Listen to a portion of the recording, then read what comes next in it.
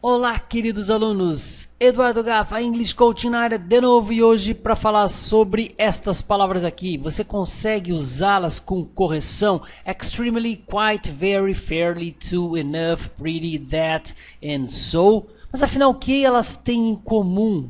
What do they have in common? They are all adverbs of degree, advérbios de intensidade. Isso aqui varia bastante, quero que você fique comigo até o finalzinho. É curtinho esse vídeo, como sempre, mas no final eu tenho certeza que vai haver uma surpresa lá de uma palavrinha que você não deve ter visto usada assim. Mas vamos começar. Saca só então, olha aqui, ó. Como usar os advérbios de intensidade. E aqui a gente começa na diferença entre very e to. Very e to. Ambos querem dizer muito, você sabe disso, né? Mas qual a diferença afinal de contas? Saca só.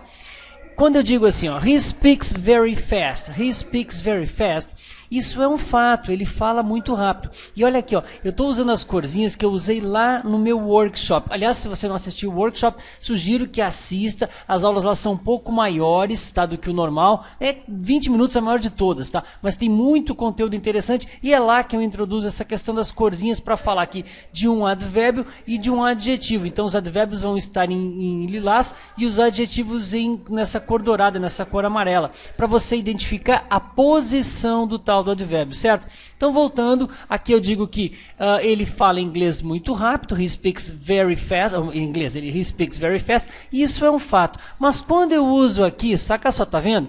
Ó, o advérbio antes do adjetivo. Quando eu falo assim, he speaks too fast, I can't understand him, significa dizer que ele fala muito, mas excessivamente. Isso aqui tá ligado a um problema, isso aqui não é uma coisa legal não. Esse to tá antes de um adjetivo, implica em algo, veja, uma implicação, tá? Não é um significado especial, mas implica em algo que não é muito legal, tá certo? Inclusive existe a expressão too good to be true, too good to be true, muito bom para ser verdadeiro. Lembra sempre disso, ok?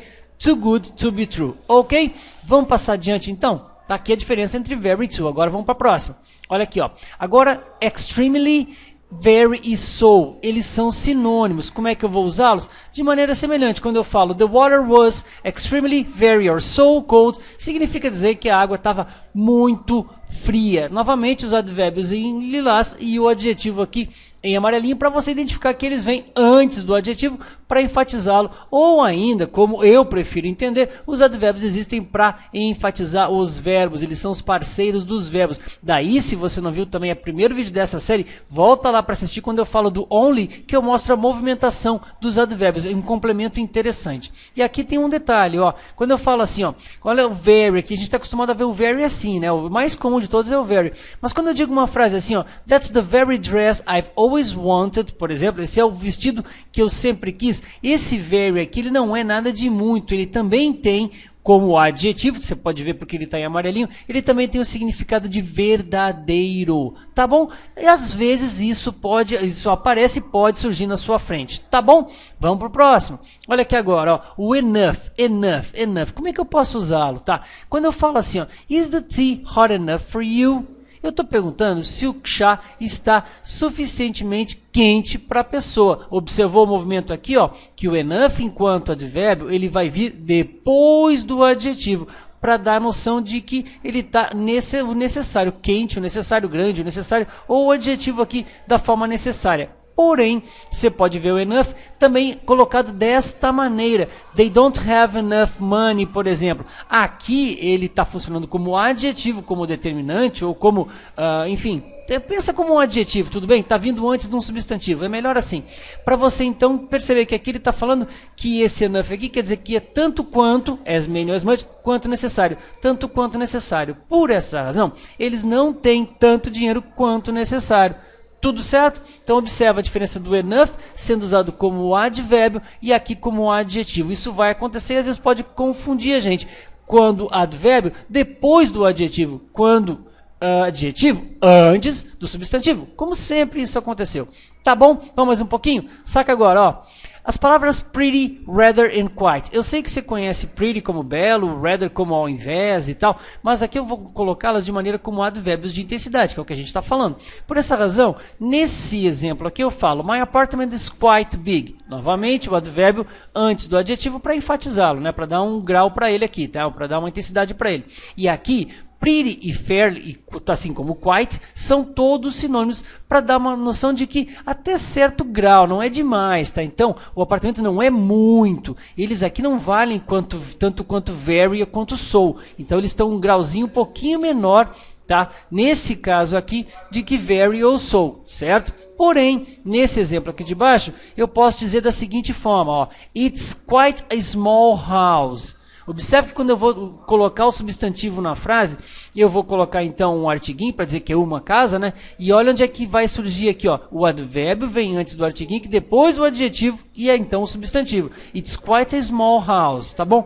Para dizer de outra forma, poderia dizer de outra forma, this house is quite small. This house is quite small, porque aqui eu quis usar uma outra construção. Mas, de qualquer maneira, em ambos os casos, aqui o quite está dando uma ênfase bem grande, ele vale como completamente. Então, a casa é completamente pequena ou a casa é completamente pequena de ambas as formas aqui, certo? E aqui, nesse caso, não vale pretty nem rather como sinônimos de quite. Tudo bem? Estamos chegando no final, então aqui vem a surpresa desta palavrinha aqui do that. Eu posso usar that numa linguagem mais informal, na conversação ele é bastante usado, como nesse exemplo aqui, ó. The party wasn't that hot. A festa não estava tão legal assim. Em geral, não é uma regra, o that, que vale quanto muito, né? Quanto muito aqui, né? Porque ele está sendo um advérbio de frequência, de grau, certo? Ele é usado numa forma negativa, ou seja, em geral, em frases negativas, para dizer então que a festa não estava muito boa.